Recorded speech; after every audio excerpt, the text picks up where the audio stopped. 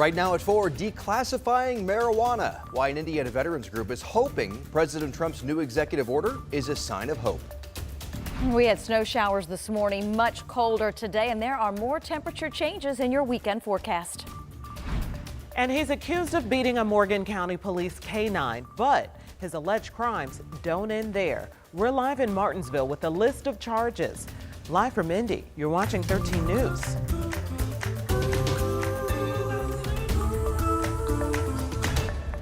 Hey everybody, we start at 4 o'clock on this Friday with a live look outside. Look at that, some sun to finish the day. We also saw, though, a return of the really cold temperatures after a break yesterday. So what's in store for this last weekend before Christmas? Ooh, Angela is here to let us know. Now, Sean earlier for noon, he promised us that the sun would be out when Angela was here. And I was like, of course it would be. And it is out. Boy, we started the day rough with some school delays, wind chills below zero, and those snow showers. So it's nice to end the day with some sunshine. And it is the last weekend before the holiday. And the good news, the weather's going to be very quiet for things you need to take care of.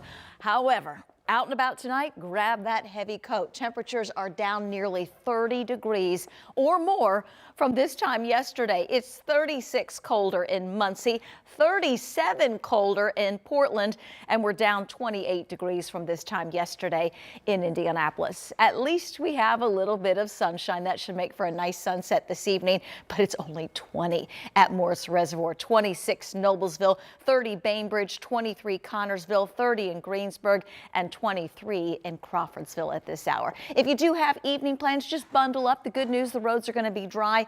Evening temperatures will be in the low to mid 20s. Sunset happens at 5:23.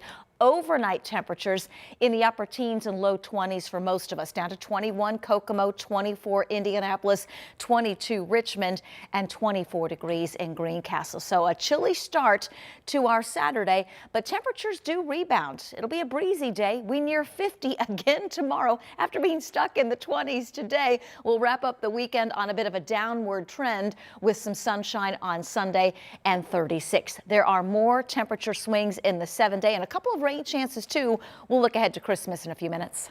More weather whiplash. All right, Angela, thank you. If you want to see how these changes could impact your holiday travel plans, just download our live Doppler 13 weather app. That's where you'll find our interactive radar and daily weather blog as well.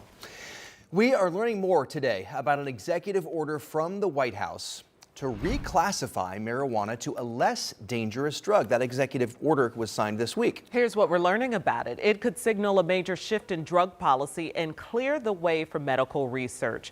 13 News State House reporter Emily Longnecker is here with a closer look at what it could change here in Indiana as well. What could the impact be here in our state? Right. Okay. So right now, guys, in 40 states and Washington, D.C., marijuana for medical use is legal. Indiana, though, is not one of those states. But Governor Braun has said before that he's open to discussing legalizing marijuana, in particular if federal policy changes. And now it looks like that federal policy could happen. That change could happen. Right now, marijuana is a Schedule I drug. It's on the same list as heroin and LSD. Under the new classification, it would be considered a Schedule III drug, on the same list as ketamine and some steroids. Some Republican lawmakers have spoken out against the change and urged the president to keep the current standards, citing concerns about public health and safety.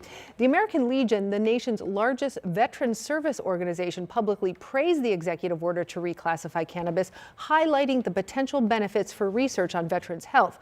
Jeff Staker, who heads Hoosier Veterans for Medical Cannabis, also supports the move to reclassify it. Staker uses medical cannabis after taking opioids for a decade to deal with chronic back pain and migraines, the results of his military service. And I think this is the next step, and it will open up the door for the remaining handful of states that do not have cannabis for medical reasons. And the president's order doesn't immediately reclassify cannabis. There's still an administrative process that has to run its course, which could take some time. Right now, the timeline for that is uncertain. But Mr. Staker talking today about how this move could prompt Indiana to look at how it classifies cannabis as far as for medical use. It seems like the momentum just keeps growing. We've seen more and more states move that direction, and now the federal level at that point. So you have to wonder, how this will impact Indiana possibly in this legislative session. Right now, there are no bills that have been filed dealing with legalizing cannabis in any way, but there's still time, so we'll see. Okay. Emily Longnecker reporting. Thank you so much. The two men charged in an alleged street racing, hit and run, fatal crash made their initial court appearance on Friday afternoon. 21-year-old Angel Asuvaldo Franco and 18-year-old Ricardo Martinez Valadez are charged with reckless homicide and other charges. Asuvaldo Franco was allegedly behind the wheel of a Mustang that hit a pickup truck at the intersection of Vermont and Lyndhurst Drive on December 11th. 38-year-old Saturnino Gracia was killed in that fiery crash. Court records say that surveillance video shows Martinez Valadez returning to the scene of the accident to pick up Asuvaldo Franco before they fled the scene. Bail was set for both men, but neither of them will be getting out of jail even if they post bail because there is a federal hold. They both are undocumented immigrants.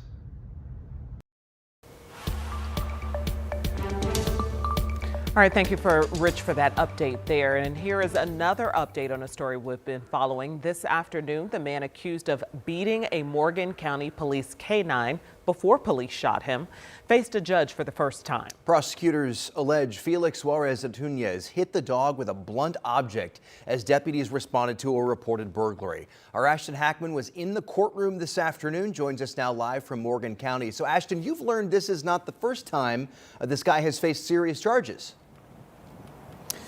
That's right, Dustin. The Morgan County prosecutor confirms that this suspect, Juarez Antunez, was charged in 2019 in North Carolina for allegedly driving drunk and causing a crash that killed 2 people. I've also confirmed that Juarez Antunez is in the country illegally from Honduras. Now, neither of those things are why he was in the courtroom today. We weren't able to bring our cameras inside, but I've got to say this was a much longer initial hearing than most of the ones we are used to. He joined this hearing remotely from his medical bed in jail. He was just released from the hospital after being shot by police. The judge today set his bond at $500,000 cash plus $1 million surety, meaning he will have to pay $600,000 to get out of jail, but that won't be happening anytime soon. A much similar case to what Rich was saying, that the suspect in this case now has a hold from ICE, so he will remain in custody even if he does post bond. Now, this was the scene back last Monday. Sheriff's deputies here in Morgan County responded to a potential home burglary. When they got there, they reportedly confronted Juarez Antunez. He allegedly refused commands from deputies before striking the canine unconscious. Police then shot Juarez Antunez, and he was taken to the hospital for his injuries. Now, this is the police canine bullet. He was treated for his injuries after that incident and thankfully is now recovering and on the road to getting better. But again, Juarez Antunez remains here in jail in Morgan County with that ICE hold. His bail set at $500,000 cash, but won't be getting out because immigration officials are after him. In the meantime, Dustin and Felicia, the prosecutor here has cleared the officers involved in that police action shooting. And I also did reach out to the prosecutor in North Carolina to see what actually happened with that case back in 2019. I was told he couldn't comment because of the newest case here in Indiana. Dustin, Felicia. All right, Ashton Hackman reporting for us this afternoon live from Morgan County. Thank you. On to another story now. We know the name of the 37-year-old man killed in a shooting on the city's west side. Police say they found Corey Howell shot near 465 and 38th Street around 8 o'clock last night. Howell died at the scene. Police say multiple suspects approached a car, leading to a fight before shots were fired. Those suspects ran off. Now police are asking anyone with info to call Crime Stoppers. And 2 people are recovering after a crash involving an Indigo bus. Several other cars were involved in this incident in downtown Indy. It happened early this morning around 7:15 on North Capitol Avenue. Police say that's where they found the bus crashed into 2 parked cars. Medics took the bus driver and a passenger in one of the other cars to the hospital. At last check, we were heard they were in stable condition. Police also say the crash damaged a nearby building. More data centers could be coming to central Indiana, this time in Clinton County, and the developer is now asking for triple the amount of land than what they originally wanted. Let's show you where we're talking about. This is just a few miles west of Frankfort and north of State Road 28. You'll get a better idea as we zoom in here. According to county officials, a firm representing a company called Logistics had first asked to rezone about 153 acres from agricultural to industrial. Now they're asking that more than 700 acres be rezoned. As for this proposed campus in Clinton County, the company said on its website the land has considerable infrastructure in place to support multiple facilities, and it's also uniquely situated in a fast-growing tech corridor. This is about 12 miles or so from the Lebanon Leap District. The Area Plan Commission is set to vote on whether to rezone that land in Clinton County next month. This is the latest in a growing number of data centers being built or at least proposed for in Indiana. But not everybody wants them. We've covered several communities over the last year that fought against them over concerns that these data centers will take up too much power and water. We talk about the wave of data centers coming to Indiana and the pushback in some communities on a special edition of Crossroads Politics this weekend. It's our year in review where we highlight the biggest political stories of the year. You can catch it streaming Sunday morning at 10 or on demand anytime on WTHR+.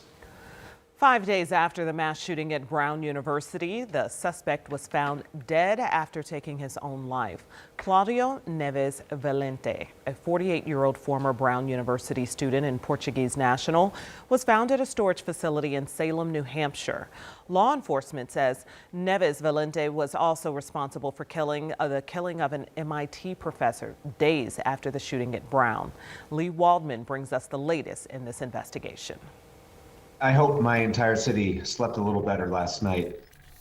Everything about this situation is tragic. The days-long manhunt for the Brown University mass shooter and the gunman who killed an MIT professor ended when the man authorities suspected in both was found dead at a storage facility in Salem, New Hampshire. Prosecutors say former Brown University student Claudio Neves Valente opened fire in an engineering building last Saturday, killing 2 people and injuring 9 others. 2 days later, authorities say he killed Massachusetts Institute of Technology professor Nuno Loureiro at his home. We don't have a motive. As you know, this developed extremely quickly. At this point, we're going to look further into it. Law enforcement found an abandoned car with a license plate believed to be connected to Neves Valente in Salem. Investigators say a trove of ballistic evidence, including dozens of shell casings, helped them connect him to the shooting at Brown. Mayor Brett Smiley said a tipster spoke with authorities after his photo was released by Providence police 2 days ago, saying he had been in proximity to the suspect. Within an hour, walked up to a Providence police officer and says, "I think you're looking for me," and came in and was fully forthcoming, provided key details that helped us. Neves Valente and the MIT professor he suspected of killing were enrolled in the same undergraduate degree program in Portugal. In a release, MIT said, "Our community continues to mourn and remember Nuno, an incredible scientist, colleague, mentor, and friend." In New York, I'm Lee Waldman. Today is the day, the expected release in the Jeffrey Epstein investigation coming up. Plus, what we're learning about a new round of U.S. boat strikes off Venezuela's coast. Stuck in the 20s today, but we're warming back up tomorrow and could be near record warmth for the holiday. I'll have a look ahead in your forecast.